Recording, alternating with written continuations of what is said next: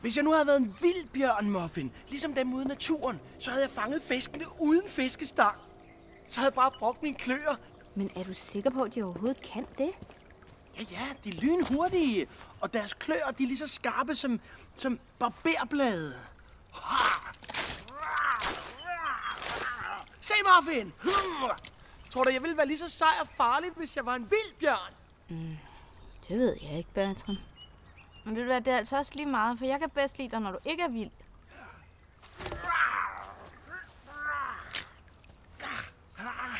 Bertram, der er mad. Kom, vi skal spise. Okay.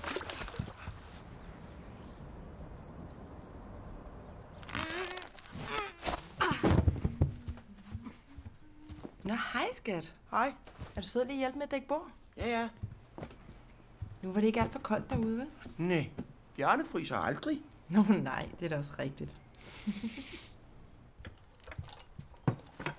Nå, fangede Muffin noget? Nej, hun fanger aldrig noget. Hvad laver du, far? Nå, ordner bare lige din natlampe. Nå, jeg tror faktisk, den virker nu.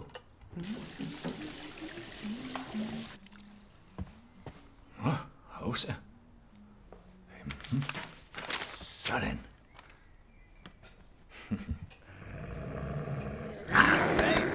Nej, Bertram. Stop. Bertram, lad det være. Vent. Hey, Bertram. Værsgo. Hvor er den sej! Tak, far! Når er 2 år gamle, kan de klare sig selv i naturen. Så skal de ud og fange Kan vi ikke fisk godt se og noget vokse andet? sig store. De største bjørne vejer 640 kilo. Jeg kan altså ikke lide at se det. Deres tænder kan flå både planter og kød i små striber. Hvor er de seje! Husk nu også at børste hjørnetænderne. Ja. Far, Ja. jeg er en rigtig bjørn, ikke? Ligesom dem inde i fjernsynet. Jo, selvfølgelig. Men hvorfor skal jeg så bruge en fiskestang, når jeg fisker? Hvorfor kan jeg ikke bare bruge mine kløer? Jamen, det er jo fordi... Hvorfor er jeg ikke lige så vild og sej, ligesom bjørnen inde i fjernsynet? Jamen, det er du da også, Bertram. Men du har jo ikke levet hele dit liv i skoven ligesom dem, vel? Du har levet her hos os. Ja. Så, få nu børstet de tænder, så går vi ind og læser en godnathistorie. Ja, skal nok. Du har altså noget tandpasta der, og der, og... Sådan er det, når man er en vild bjørn, der børster tænder, Muffin. Han brugte alle sine kræfter og fik hævet hende op fra afgrunden. Sammen red de igennem den store skov, og ved daggry var de endelig hjemme. Nu vidste han, at de var venner for livet. Godnat, Bertram. Kan du sove godt? Vi ses i morgen.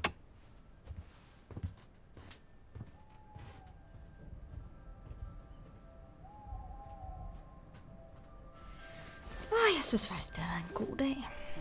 Din far, han har støvsuget. Det er jo altid dejligt. Der var så forfærdeligt meget støv i huset. Og i øvrigt, Bertram, så må du altså gerne lægge mig et andet sted end under sofaen. Det er helt vildt kedeligt at ligge der en hel dag. Og snavset. Altså, jeg kan selvfølgelig godt vaske. Kun på 30 grader, det ved jeg ikke, om det vil huske. Men det er faktisk meget vigtigt.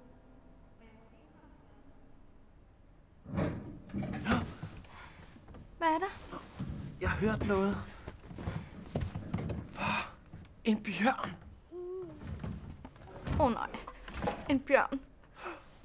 Nej, hvor skal du hen? Vent på mig.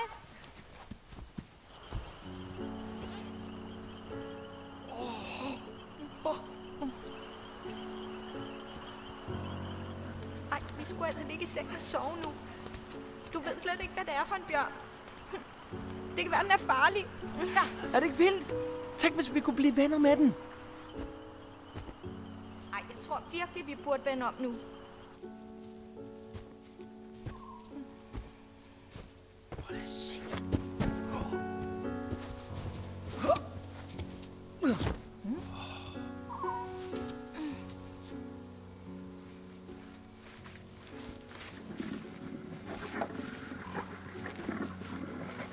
Han er ikke sej. Ej, Bertram, kan vi godt gå hjem nu? Jeg vil ikke mere. Kom!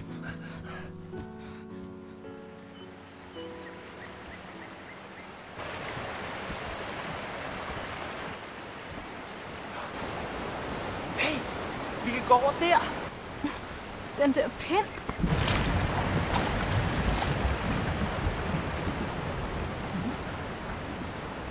Ej, det gør jeg altså ikke, Bertram. Jeg bliver her, så kan du bare gå videre. Ej, hvad laver du? Kom nu. Ej, giv slip. Du må altid kigge ned, Bertram. Muffin, hvad laver du? Nej, Muffin, giv slip.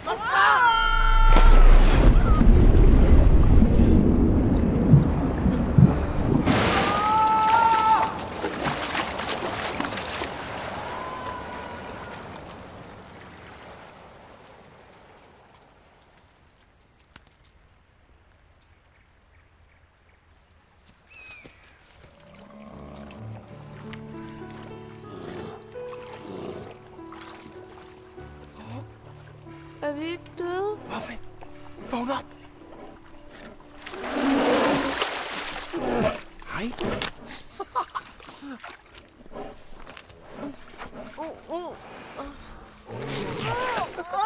Hun kan godt lide dig.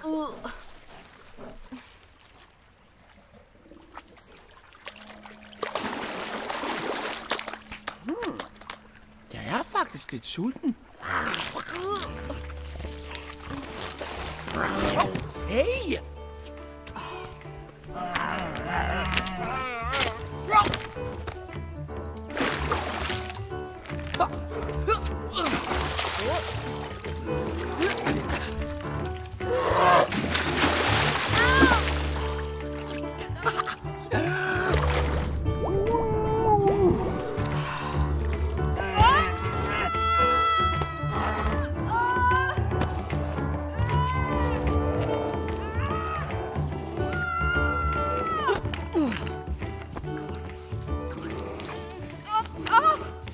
Her, prøv at smage.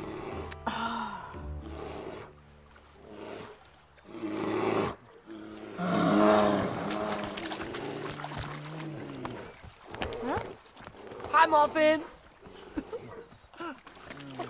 Bertram? Jamen, skulle vi ikke?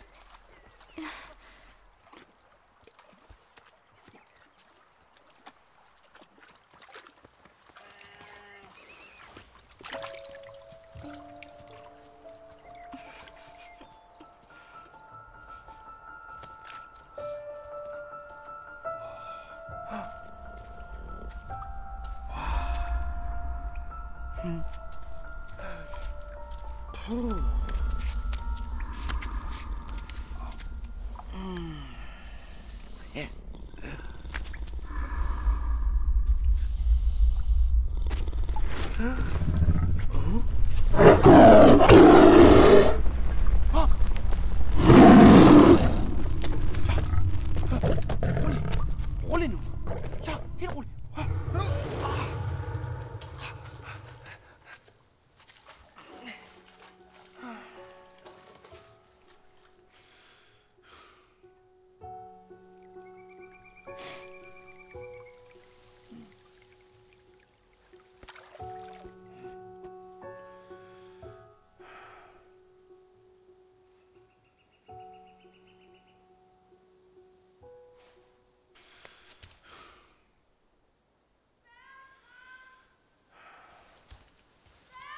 Muffin?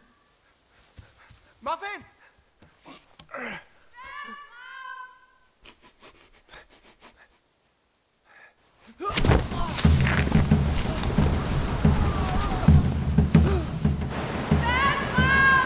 Muffin! Jeg kan ikke mere. Muffin, hold ud!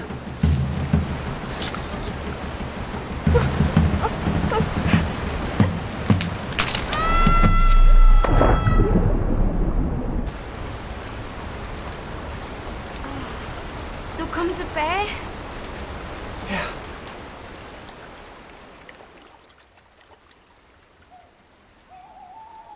Du reddede mit liv, Bertram. Kan vi så godt tage hjem nu? Ja. Nu skal vi hjem.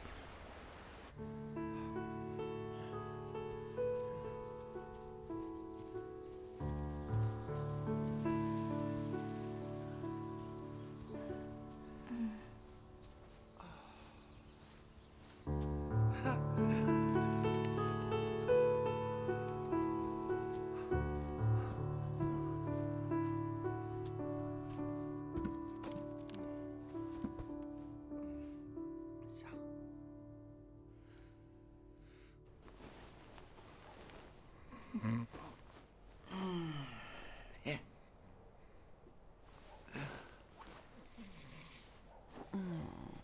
Kunne du ikke sove, Bertram? Jo, men mor, der var en bjørn nede i haven.